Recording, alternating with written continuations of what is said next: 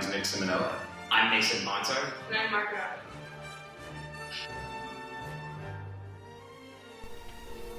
For the AEV project, we have a mission concept review which thoroughly details what exactly our AEV needs to accomplish. Starting at Station 1, which is the Visitor Center, the AEV must get to the gate, which is Station 2.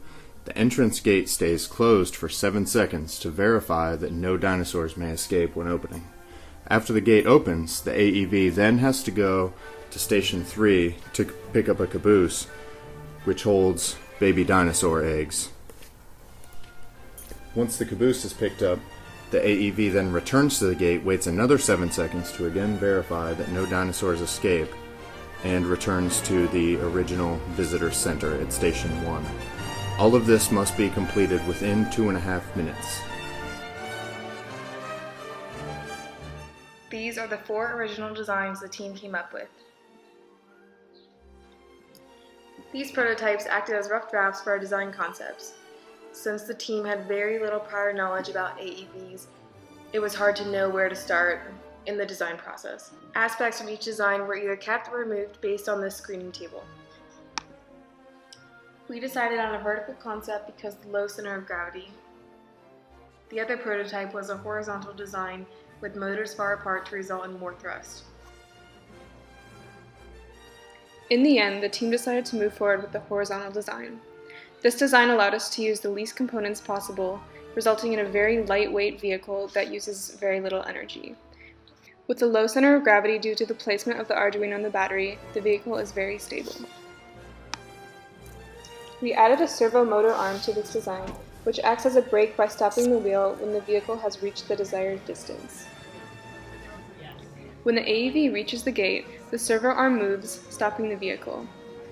The AEV then pauses for 7 seconds to wait for the gate to open, after which it proceeds along the track until it reaches the caboose, which it connects with using a magnet. While the caboose is attached to the AEV, the vehicle returns to the starting gate once again.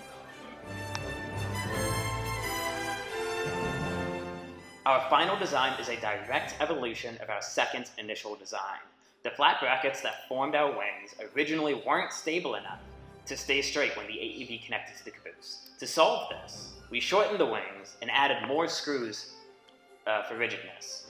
Eventually, we removed the battery plate because it was no longer necessary to hold the battery safely in the AEV, and removing it reduced the weight.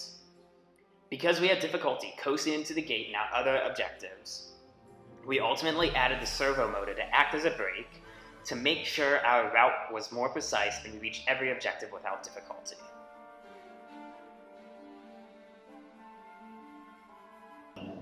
We learned a lot this semester as a team throughout the AEV building experience. One of the important things that we learned was about trial and error. We started out spending a lot of time trying to calculate exactly how many marks it would take us to get to the gate and get to the caboose. But we found out that when the AEV coasts, we don't exactly have a reliable method of calculating the marks, so it was easier to use trial and error throughout a bunch of different runs to figure out exactly how far we needed to power the AEV. Originally, we stuck close to the sample AEV design because we didn't have much prior knowledge on how they ran. After some testing, we realized it wouldn't work that well, so we decided to minimize the number of components we used, to minimize the weight, and created a very simplistic design. The team found that simplistic results worked best for us. Other groups used lots of power by reversing propellers to stop the AEV, but we found that the simplest solution, using the servo motor as a brake, makes our results much more reliable and uses much less energy to stop. Initially, we ignored the servo motor in our design. We later decided that we should experiment with all the given materials, and the servo turned out to be a good addition to our AEV. We also made sure to consult our TAs as needed, since they are more experienced with the project than we are.